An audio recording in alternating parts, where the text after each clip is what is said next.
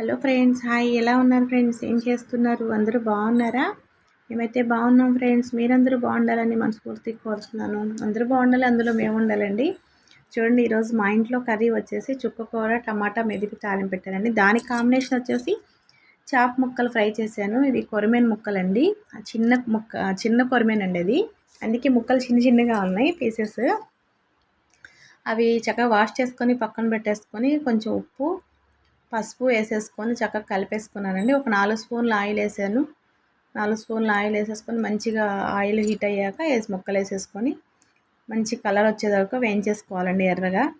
4 వెల్లుల్లిపాయ రెబ్బలు వేసేసుకొని చితక్కొట్టేసుకున్నానండి. ఒక స్పూనున్నర కారం వేసేసుకొని దాన్ని కూడా చక్కగా మనం దంచేసుకొని కలిపి పక్కన పెట్టేసుకొని ఆయిల్ అది కొంచెం తీసేసుకొని కొంచెం ఆయిల్ దాంట్లో పెట్టేసుకొని వెల్లుల్లిపాయ ఇప్పుడు మనం చితక్కొట్టాం కదా, దాంట్లో వేసి ఆ కారం కూడా చక్కగా వేయించేసుకొని ఆ తర్వాత ఆ చాప్ ముక్కల్ని దీంట్లో వేసేసుకోవాలండి. అల్లం వెల్లుల్లిపాయ పేస్ట్ అయితే వేయట్లేదు దీంట్లో.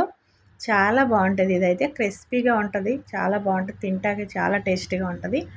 మీలో ఎంతమందికి ఇష్టమో కామెంట్ పెట్టండి. నచ్చితే లైక్, కామెంట్, సబ్స్క్రైబ్ చేయండి.